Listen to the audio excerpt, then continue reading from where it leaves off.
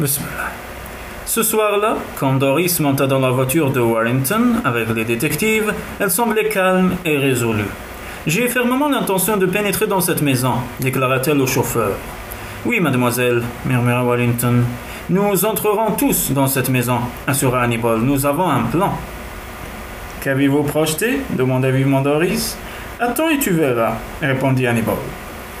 Quand les 5 compagnons arrivèrent à Torrent Canyon, le chemin était désert. Pas une seule voiture n'était garée le long du mur d'enceinte. « Parfait !» s'écria Peter. « Nous sommes les premiers. » Warrington alla se garer plus haut, à une certaine distance de la villa mystérieuse. Bob sauta à terre. « Je m'en vais me cacher derrière ces lauriers, Rose. Là-bas, expliqua-t-il. Je surveillerai le portail. »« Bonne idée, » approuva Doris. Bob se dépêcha de prendre possession de son poste de guet. Il était invisible au milieu des lauriers roses lorsque la première voiture arriva. Madeleine Enderby en descendit. Sans hésiter, elle se dirigea vers le téléphone de l'entrée. Bob cherchait un moyen de se rapprocher d'elle quand la corvette mauve arriva. Hugo Falsell la conduisait. À côté de lui, on distinguait vaguement dans le crépuscule qui tombait la silhouette de Patricia Osborne. On devinait sa tête courbée. Elle semblait être en train de se tamponner les yeux avec un mouchoir. Falsell l'aida à mettre pied à terre. Tous deux rejoignirent Madeleine Enderby au moment où la grille s'ouvrait. Le trio entra. Quelques minutes plus tard, une Cadillac bleu pâle se gara derrière la corvette. Bob vit un homme brun et maigre aller au téléphone et décrocher le combiné. En prenant 1000 précautions pour ne faire aucun bruit, Bob émergea de sa cachette et se glissant le long du mur, se rapprocha de l'inconnu. L'homme écoutait le récepteur contre son oreille, puis il dit « Je vais descendre jusqu'au cercle inférieur. » Il raccrocha là-dessus et aperçut Bob qui prit un air dégagé. « Bonsoir, monsieur, » dit le jeune garçon. « Je cherche le numéro 1483 de Torrent Circle. » « Vous n'êtes pas à Torrent Circle, mais à Torrent Canyon, » répliqua l'inconnu. « Vous vous êtes trompé de rue. » Le vibreur de la grille retentit. Le portail s'ouvrit, l'homme entra dans la propriété, Bob alla rejoindre ses amis. « Ça y est, » annonça-t-il, « je connais le mot de passe. Nous savions déjà que lorsqu'on décroche le téléphone, quelqu'un à l'autre bout du fil déclare « La nuit est noire ». Eh bien, il faut répondre « Je veux descendre jusqu'au cercle inférieur ». C'est ce que j'ai entendu dire à l'un des visiteurs. « Merveilleux !» s'exclama Doris, en sortant de la voiture, suivi de Peter et d'Hannibal.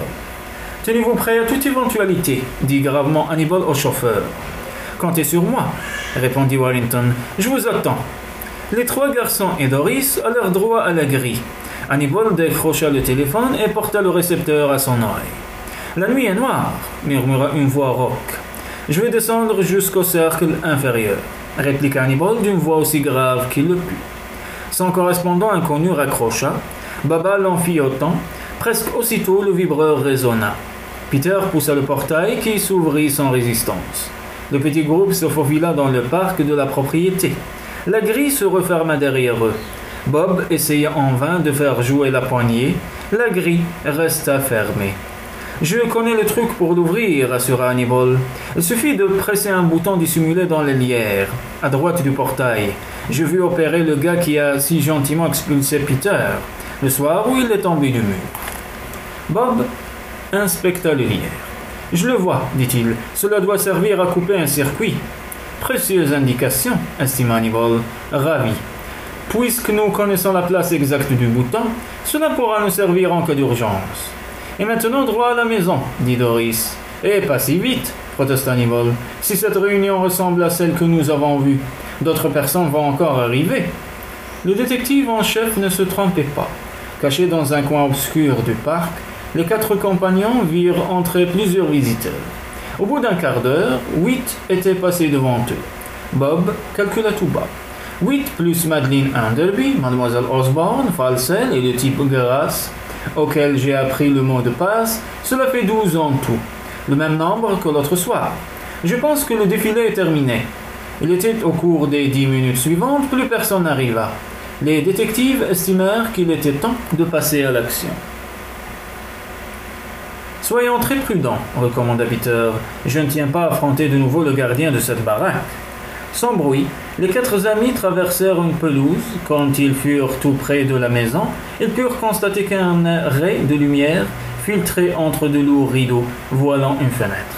Ils s'écartèrent de celle-ci pour gagner l'arrière de la maison. Hannibal découvrit la porte de la cuisine et tout doucement essaya d'en tourner la poignée. Mais la porte était verrouillée. Doris recula alors de quelques pas et leva la tête. Là-haut, chuchota-t-elle, il y a une petite fenêtre ouverte. Elle est si haute et si étroite qu'on a négligé de la fermer. C'est juste une ouverture pour aérer une dépense quelconque, dit Hannibal. Je ne me vois guère passant par là. Moi si, déclara Bob, je suis assez mince pour ça. Eh bien, essaie, mais attention. Ne t'inquiète pas, mon vieux. Hé, Peter, fais-moi la courte échelle.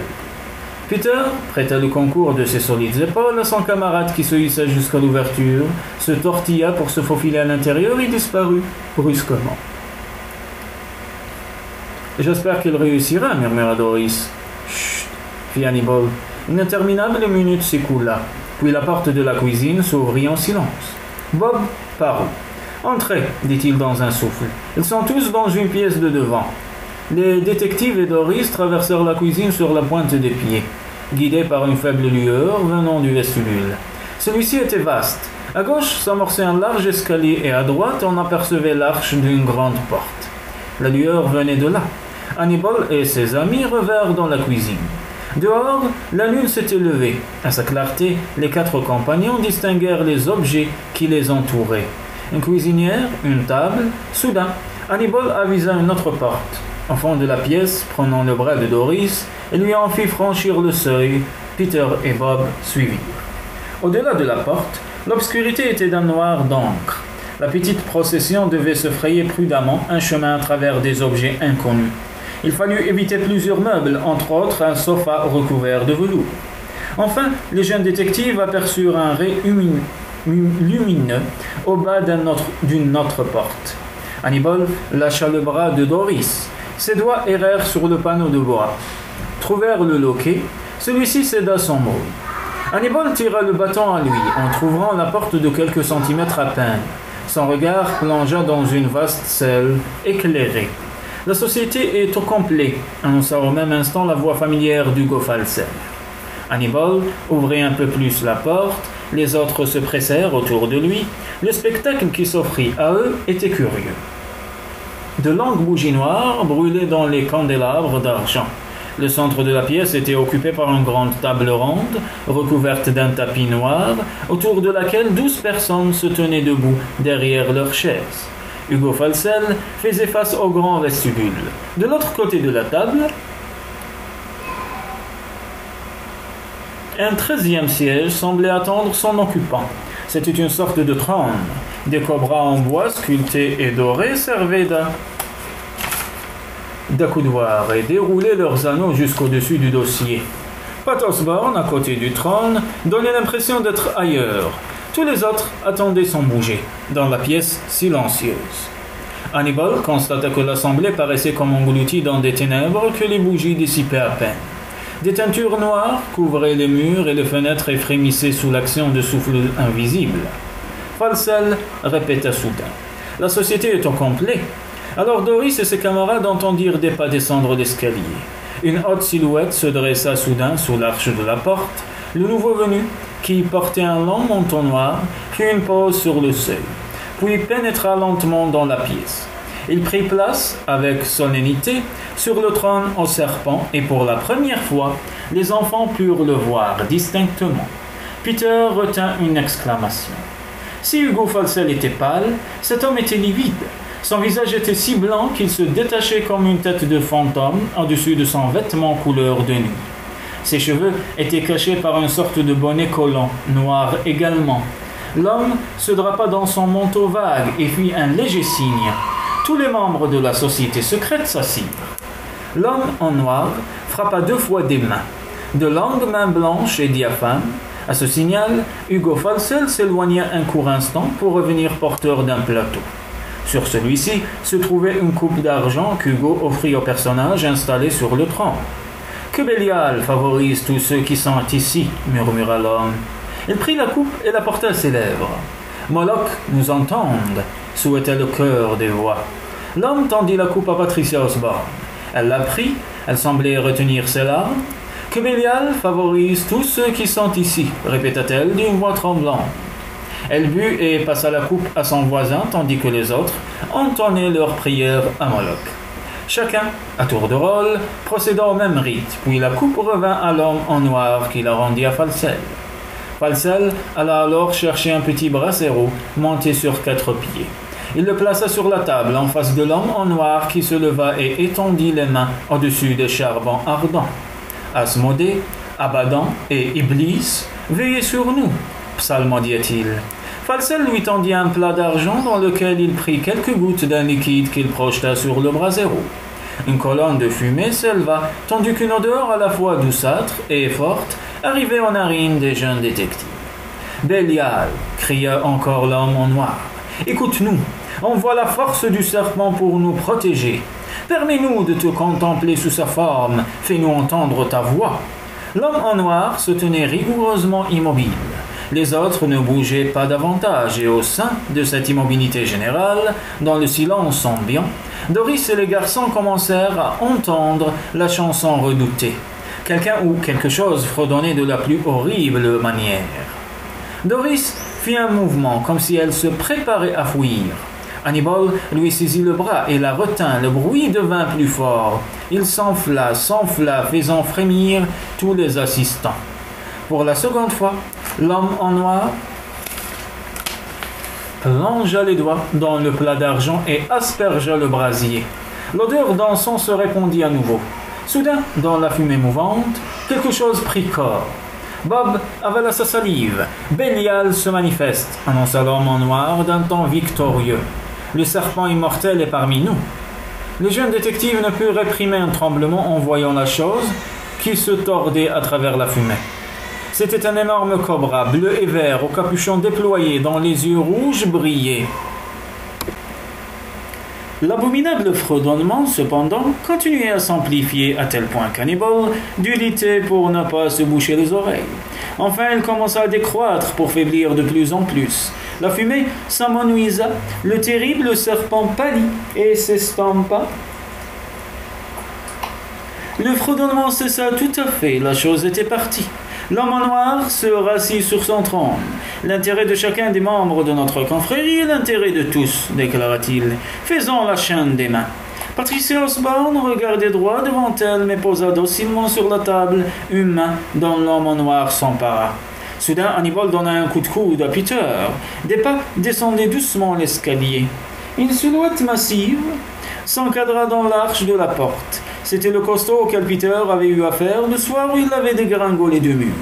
L'homme resta un moment immobile sur le seuil, regardant l'assemblée, puis il entra dans la pièce, s'approcha du personnage en noir et lui glissa quelques mots à l'oreille. « Impossible !» s'exclama l'homme en noir. « Nous sommes tous là !» Et pourtant, insista l'autre, il devait y avoir un 13e membre. Mademoiselle Enderby, M. Falcel et Mademoiselle Osborne sont entrés en même temps. Ensuite, chacun est arrivé séparément. Or, j'ai ouvert la grille 13 fois. Cela fait donc bien 13. L'homme en noir se leva. Il semble, dit-il d'une voix sourde, que quelqu'un soit entré ici à notre insu. La séance est levée. Je vous convoquerai de nouveau en temps opportun. Les détectives s'escartèrent de la porte qu'Hannibal refermait silencieusement. « On va se mettre à notre recherche, chuchota Peter. Un bruit de chaises et l'écho de conversations animées leur parvint de la pièce voisine. « Ça, c'est sûr, murmura Hannibal. Et l'homme qui a la charge de surveiller la grille est certainement redoutable. »« Filons, dit Bob. Dans 2 secondes, ils seront ici. »« Filez-vous, rectifia Hannibal. Moi, je reste. »« Tu plaisantes ? Pas le moins du monde. » La voix d'Hannibal n'était pas plus qu'un murmure, à peine audible avec le bruit venant de la grande salle. Partez par la porte de derrière, suivez le même chemin qu'à l'allée. Créez une diversion, escaladez le mur, déclenchez le signal d'alarme. Il faut que les gens d'ici pensent qu'ils ont effrayé les intrus. Courez rejoindre Warrington et dites-lui que je vous retrouverai au coin de Sunset Boulevard, aussitôt que je le pourrai. Entendu. Babal, acquiesça Bob, mais sois prudent. Promis, mon vieux. Prêtant l'oreille, Hannibal entendit ses compagnons traverser la cuisine, puis la porte de derrière s'ouvrit et se referma avec un claquement sec. Des cris et des exclamations s'élevèrent de la grande salle. Des gens se mirent à courir dans le jardin. Hannibal entendit encore Doris crier, puis le signal d'alarme qui se déclenchait. La lumière de projecteurs vivement allumée inonda la cour et le parc. Un moment plus tard, le chef des détectives reconnut le bruit caractéristique de voitures qui démarraient. Hannibal attendit. Bientôt, autour de lui, le calme renaquit. Le calme d'une maison vide. Le jeune garçon ouvrit alors la porte, traversa pas à pas de loup la grande salle et alla se blottir sous une des teintures noires. Au bout d'un moment, il entendit des pas remonter l'allée. Les habitants de la villa rentrèrent et refermèrent la porte. Ce n'étaient que des gosses, dit une voix. Des gosses trop curieux. Et tu les as laissés filer, Marc, ajouta une seconde voix, celle de l'homme en noir. Veille à ce que cela ne se reproduise pas. Dans sa cachette, Hannibal sourit. Doris, Peter et Bob étaient en sûreté, et lui-même se trouvait à pied d'œuvre pour enquêter tranquillement.